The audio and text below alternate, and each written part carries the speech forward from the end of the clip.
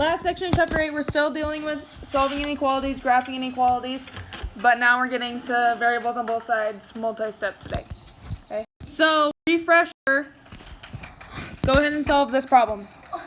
Refresher from last week. Okay, what do we do first on this one? Yep. Simplify by distributing 6 times b. 6b, 6 times negative 2. Yep. Same thing on the right. 2 times 2b. 4b. 2 times 8. 16. Now, what do you notice at this point? We have variables on both sides. What do we want to do when we have that?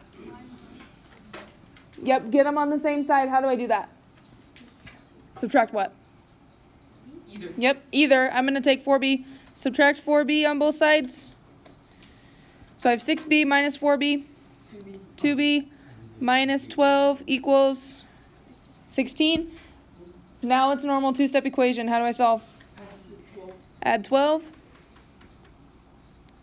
So I have 2b equals 28. What's my last step here? Divide by 2.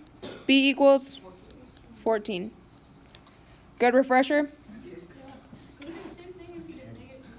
It would be the same way. Yep. Yep. Okay, go ahead and try A. All right, what do we got to do first? It's okay. It's okay. Distribute. 3 times 4x. 12x. 3 times negative 2. Negative 6. Plus 15. Can we do anything with the right side? Nope. Okay. Can we start moving things around yet? Yes or no? Right. No, we have to combine like terms first. What like terms do we have on the right? 6 and 15. Can I go like this? Can I do that? Why not? No, because it has to be what it is. Yeah, you're combining them. You're not moving it. You're combining. So I want to do negative 6 plus 15. What is that? It's 12x plus 9 equals 10x plus 9. All right. Now what? Yeah, we can start moving things now. Which one did you guys pick? Subtract 10. Always move your variables first. So we have 12x minus 10x. 2x plus 9 equals 9. Now it's 2 steps. What's first? Subtract 9. So we get 2x equals 0. Last step.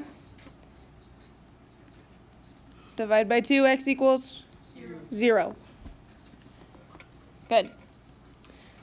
Questions before I move on? That was a refresher. Now we're going to see inequalities. Try this example up here. Just look at this example right here that I have up on the board. What do we do from here? 2 steps. Add 10. So I have 2x.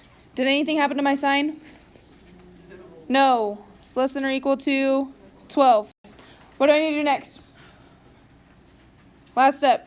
Divide by 2 plus 2. X is less than or equal to 6.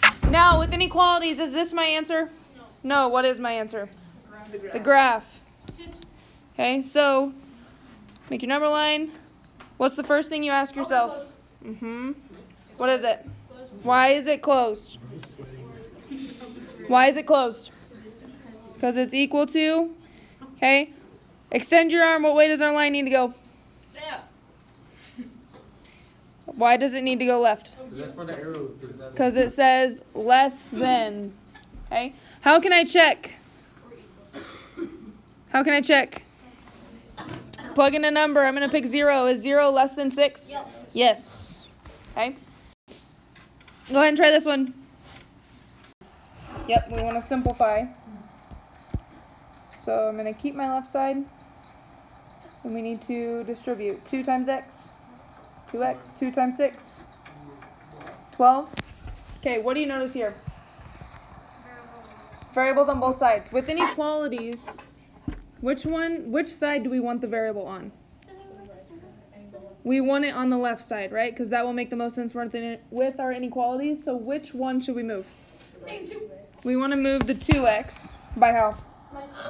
Subtract 2x. This is getting my variable on the left side. So I have negative 7x minus 9 is greater than or equal to 12. Now it's a familiar two-step. What do I do first? Add 9 on both sides. So I have negative 7x is greater than or equal to 21.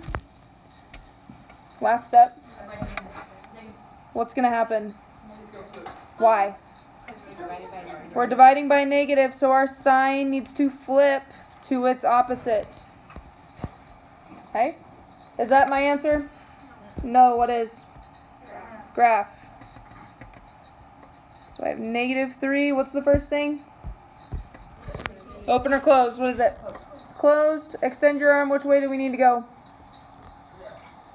It needs to go to the left. Okay, all the x values less than negative 3. If we hear less than, we know we need to go towards our negatives. Okay, any questions? All right, good job.